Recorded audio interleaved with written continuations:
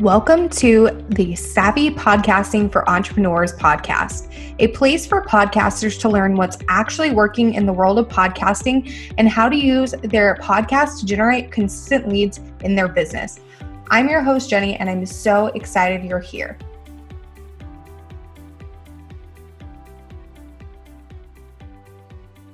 Hey everyone, can you believe that 2021 is coming to a close in the next few weeks? I know I really can't.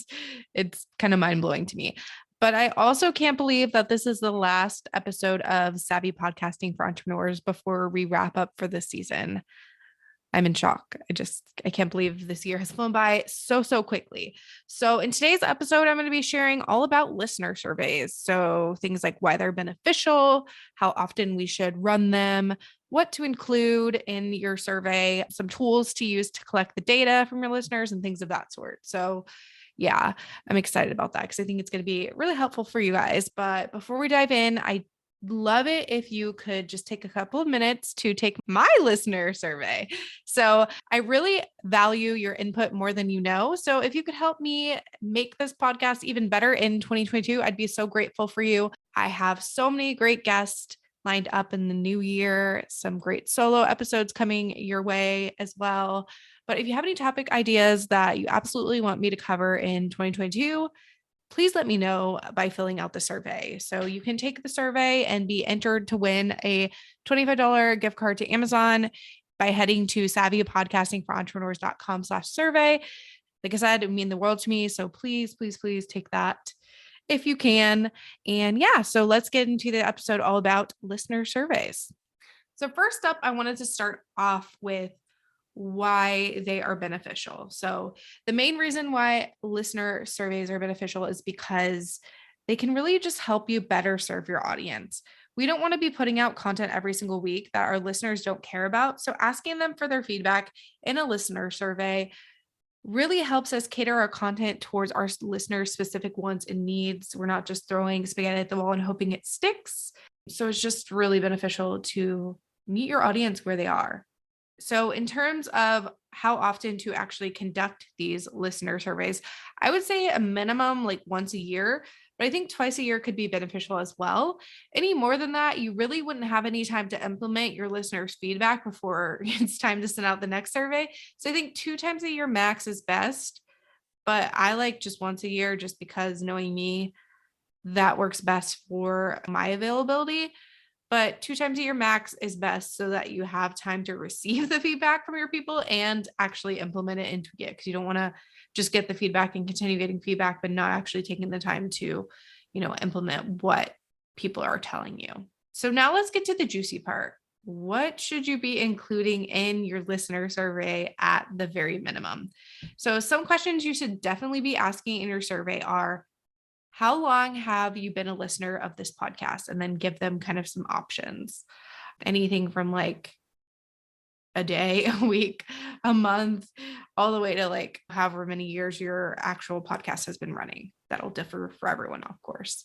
I also recommend asking how many episodes of this podcast have you listened to? So you can include things like 1, 2, 5, 10, all of them, whatever. But this is a great way to gauge how loyal of a listener they are. Another thing that's really great to ask, because podcast analytics are just not great, is where do you listen to this podcast? I know that we can see that people listen on like Spotify or Apple or whatever, but it's nice to confirm that in these listener surveys and get that real-time feedback from people. So I definitely recommend that. I also recommend including like an other option.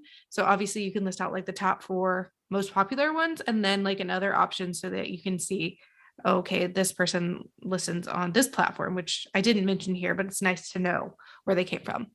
Another good one to ask is, how did you first hear about this podcast? So this one's really fun to ask. I like to see if they heard about it from social media, and if it's from social media, which one. If they heard about it from a friend, that's really nice to know. Things like that. It's just nice to know where they found us from the get-go so that we can see that. Because if you know where they're listening from, but you don't know where they found you, that's not really that helpful. So that's another great question to ask too. Another one I really like to include is, what's been your favorite episode of the podcast so far? Because this is really fun to kind of see what they like. out of you and what you can create more of. And then another great one to include is, what other podcasts do you listen to on a regular basis? That's really fun to know. I always like to go and see, and it gives me ideas for podcasts I can listen to as well. So I think that's a really great one to include too. And these are really the bare minimum questions I think you should ask on your listener survey. But I also recommend throwing in some that are like specific to your podcast audience. And I do want to note that unfortunately, podcast host stats, like even the best podcast host stats, aren't that great. And you can't really dive too deep into the analytics. So asking them how long they've been a listener, where they listen, and how they first heard about your podcast will really help you gauge what platforms to focus on for your marketing efforts, in addition to which platforms your listeners prefer to listen to podcasts. It's always nice to know if they're an Apple person, if they like Spotify or any other listening platform. So when it comes to my listener survey, one of the questions I ask that is like specific to just my audience is how long they've been podcasting for. And I like to keep this as a multiple choice question, and then they can choose from between I haven't launched yet, so they're just listening and haven't launched yet. They've been podcasting for 3 months. I think 1 month is an option too. So 1 month, 3 months, 6 months, a year, 2 to 3 years, 3 to 5 years, and then more than 5 years. I like to just see kind of where their knowledge level is at for podcasting. And I also either ask them a question of, are you a, and then I do a drop down as well for that. And I give them the options of podcaster, podcast manager, both, or neither, because that's nice to know too. If it's podcast managers listening to my show, more podcasters, podcast managers with podcasts, or like they're, newbies who haven't started their podcast yet, but are wanting to soak up all the information before starting. And this really allows me to get to know what level that my listeners are at, so I can get to know them a little better, so I can better tailor my content to their needs, because that's really important to me. And just adding some of these types of questions into the mix will just help you get to know your own audience better, which is really important and kind of the point of these surveys. Okay, so now that we've covered what you should include, let's talk about how you can easily collect the data. And I'm going to recommend one of 2 ways. There's 2 ways. There's more than 2 ways that you can do this, but these are my 2 recommendations for you. So you can either use a Google form or Google Forms. And I know that a lot of people love Google Forms, so I figured I'd mention it first. But basically, you can just set up all these questions in a Google form and then have it transfer the information into a Google Sheet, super easy peasy. And then you can review that information right out of the Google Sheet. But personally, my favorite way to do this is by utilizing Airtable forms. And surprise, surprise, if you know me, you know that I'm huge on Airtable. I love it. I'm an Airtable junkie. Like, it's my favorite. So it really shouldn't be a surprise that I'm recommending using Airtable forms over Google Forms. But basically, you can set up a form within Airtable, and then your answers will be populated into a spreadsheet, which is similar to Google Sheets, but in my opinion, so much better. I always like to refer to it as like Google Sheets on steroids.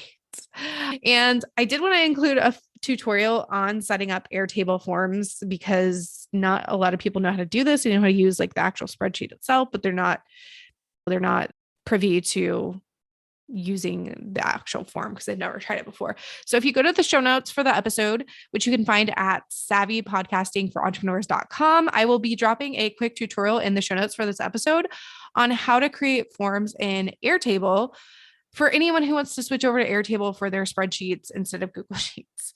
So yeah, I think that'll be really beneficial if you are wanting to check Airtable out. Just go to savvypodcastingforentrepreneurs.com and I'll have a really quick tutorial there on how to use Airtable forms. So yeah.